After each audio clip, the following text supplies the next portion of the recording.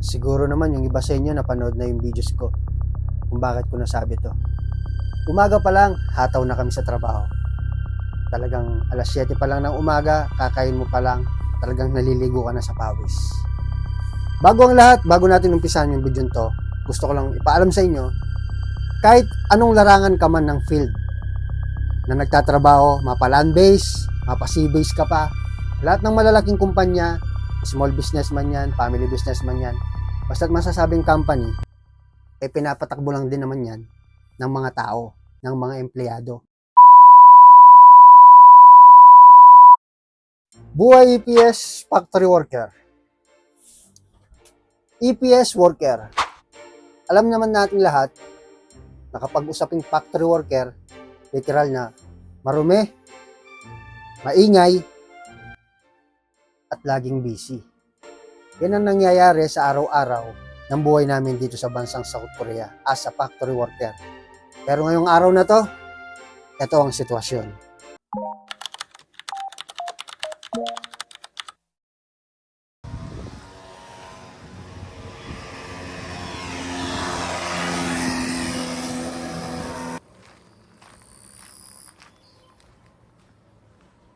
Biyernes, pasado alas 4 ng hapon, unang araw ng aming summer vacation.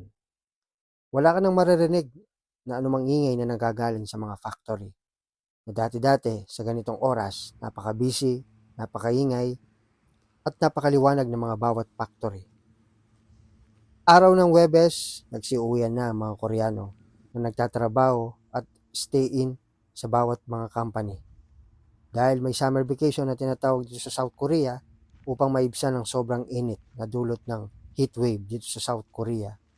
Baliktad ang panahon dito, sa tuwing summer umuulan. Basically, pag umuulan, walang hangin. Kaya habang umuulan, mas lalong tumitindi ang init na nararamdaman sa loob ng factory. Sobrang tahimik. Akala mo nasa Lost City ka. Minsan sabi nila, mas tahimik, mas maganda. Pero dito sa lugar ko, sa kagaya ng sitwasyon na to, minsan, yung tahimik ay nababalutan ng takot. Minsan nakakarinig ako ng hindi dapat marinig. Siguro dala rin ng pagkainip.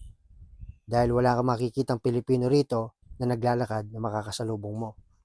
Magkakaiba ang mga bansang pinupuntahan natin. Magkakaiba yung rules, magkakaiba yung patakaran. Bibihira ka lang dito makakita ng mga Pinoy na makakasabayan mo o makakasalubong mo sa daan. Maswerte ka kung may mga kaibigan kang malapit sa lugar mo. Pero usually, magkakalayo kayo rito. Nagkaroon ka man ng bagong kaibigan na nakilala rito sa Korea, sa pag-apply, panigurado ako, tsamba na lang kung may malapit sa lugar mo.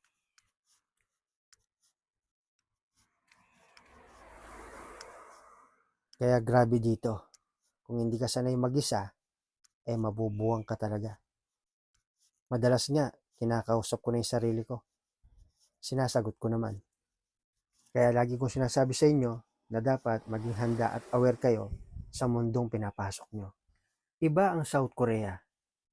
Basically, iba rin ang pagiging isang OFW rito. Sobrang nakakabaliw ang sobrang katahimikan dito. Minsan nga, naiisip mo kung mapera ka lang. Kahit 5 araw lang gugustuhin mong magbakasyon umuwi sa Pilipinas. Kaso, hindi ganun kadali yun. Ngayon alam ko na, totoo pala yung sinasabi nila. Na dito sa South Korea, andito ang pera pero wala dito ang tunay na kaligayahan.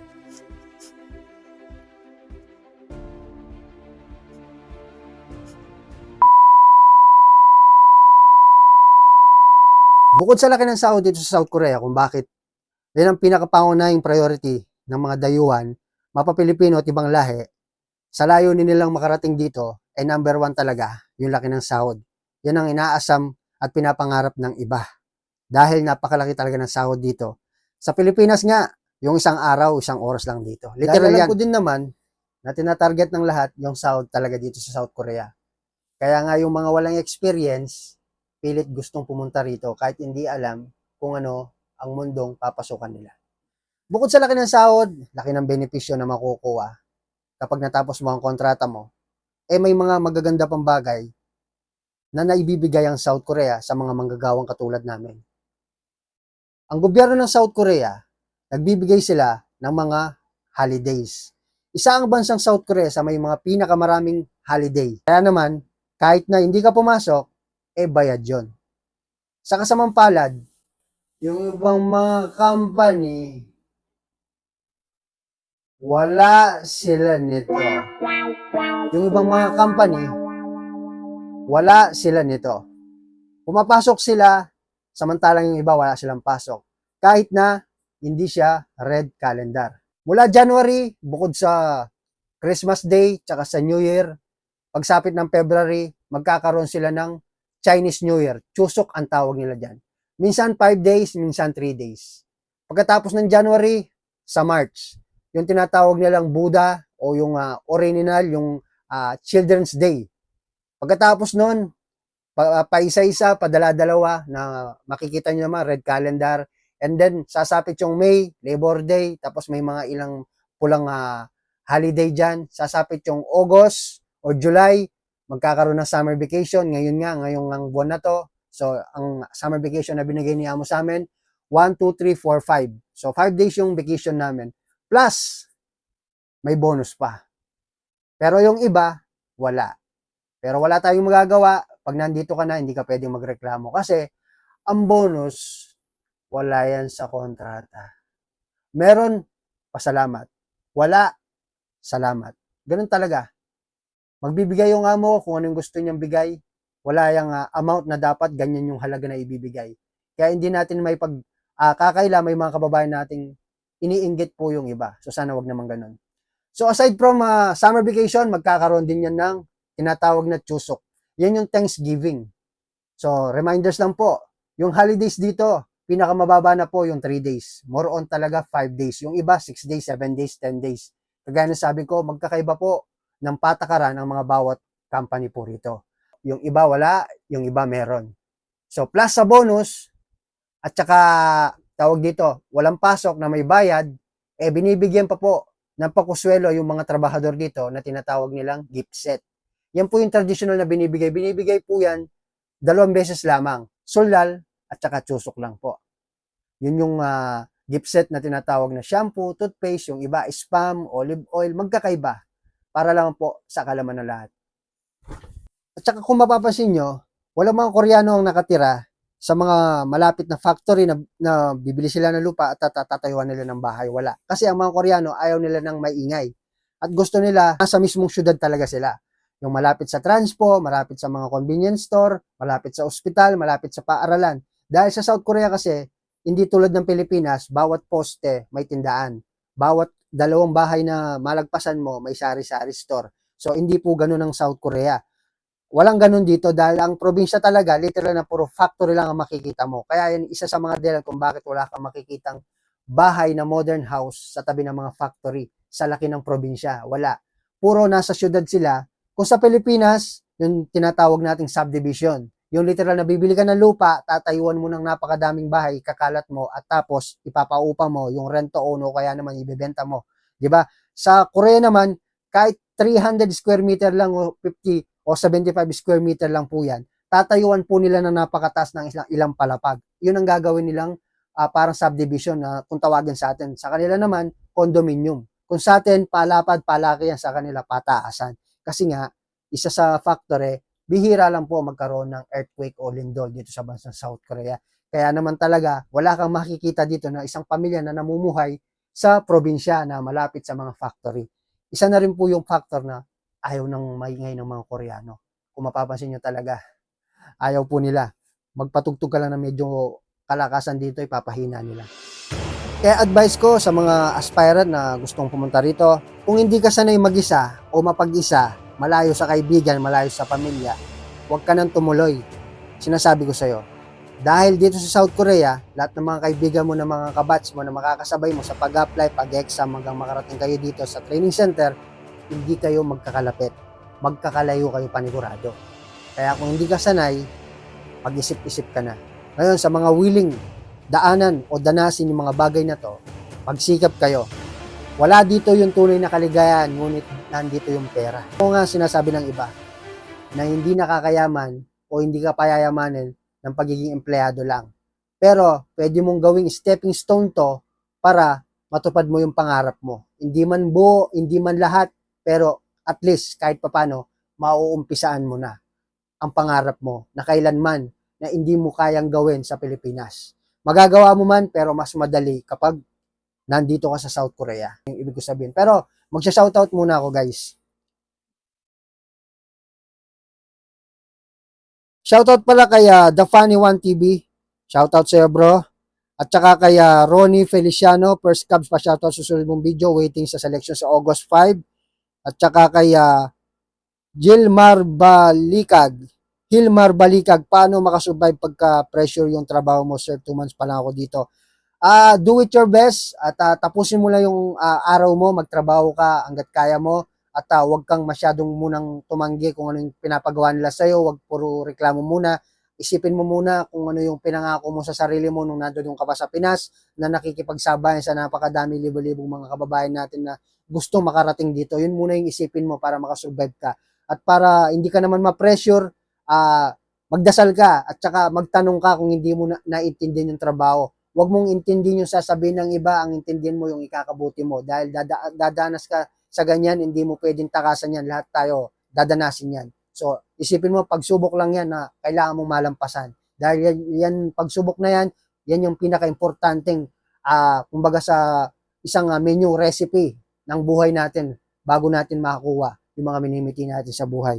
Again, bro, so good luck sa'yo, kaya mo yan. At shoutout kay Lario Jose. Maraming salamat sa lahat ng mga inspirational na binahagi mo, idol. Salamat sa iyo, Lario Jose. Shoutout sa iyo. At saka kay Mariel Jun Villa. Salamat, Cubs. Idol talaga kita. Shoutout sa iyo. Kay K13 na Imnida. Shoutout sa next video, Cubs. Waiting sa massive selection this coming August 6. Sana makachamba. At mapili ni Sadyang Nips, KLT22 passer here. God bless. Kabalen, mingat kitken. So, see you soon. Balo ko miras ka Kenny, gitak ng tiyaga. Karimigaga na ka, miras ka rin Kenny. Tiwala mo. At saka kay Jeff Palafox, pa-shoutout Lods. Matagal na po akong nanonood sa'yo. Waiting na lang mahard sana pala rin this year. So, huwag kang mag-alala. Coming soon na yan. At saka kay Julius Sagayno, salamat sa mga videos. Salamat sa mga advice, idol. Shoutout na rin. Sa susunod mong video, shoutout sa iyo, Julius Sagayno, minamadali na natin. Tsaka kay Jet Nelson Kayabyab, salamat muli, Chingo, sa inspirasyon. God bless. Ghost bump ako sa dedikasyon mo sa buhay. Babaunin ko lahat na sinabi mo at soon maabot ko rin pangarap ko na mayaw sa kahirapan ng pamilya ko. Tama, ito lang ang bukod tanging nakikita kong bansa na talagang madali nating makamit, madali nating mabago yung klase ng pamumuhay natin. Kaya talaga naman worth the wait. Kaya naman sa mga nagnanais pumunta rito at magtrabaho o papunta na rito, kung hindi ka sanay mag-isa o mapag-isa, malayo sa kaibigan, malayo sa pamilya, huwag ka nang tumuloy. Sinasabi ko sa'yo. Dahil dito sa South Korea, lahat ng mga kaibigan mo na mga kabatch mo na makakasabay mo sa pag-apply, pag-exam hanggang makarating kayo dito sa training center, hindi kayo magkakalapit. Magkakalayo kayo panigurado. Kaya kung hindi ka sanay, mag-isip-isip ka na. Ngayon, sa mga willing daanan o danasin yung mga bagay na to, magsikap kayo. Wala dito yung tunay na kaligayahan, ngunit nandito yung pera. Ito yung sabi, oo, totoo nga sinasabi ng iba, na hindi ka totoo nga sinasabi ng iba, na hindi nakakayaman o hindi ka payayamanin ng pagiging empleyado lang. Pero, pwede mong gawing stepping stone to para matupad mo yung pangarap mo. Hindi man buo, hindi man lahat, pero at least kahit papano, mauumpisaan mo na ang pangarap mo na kailanman na hindi mo kayang gawin sa Pilipinas. Magagawa mo man pero mas madali kapag nandito ka sa South Korea. Sana magets nyo kung ano yung ibig ko sabihin. Pero magsha-shoutout muna ako, guys. Shoutout pala kay The Funny One TV. Shoutout sa iyo, bro. At saka kay Ronnie Feliciano, First Cubs pa shoutout sa susunod mong video, waiting sa selection sa August 5. At saka kay Gilmar Balikag. Hilmar Balikag, paano makasurvive pagka pressure yung trabaho mo, sir? 2 months pa lang ako dito.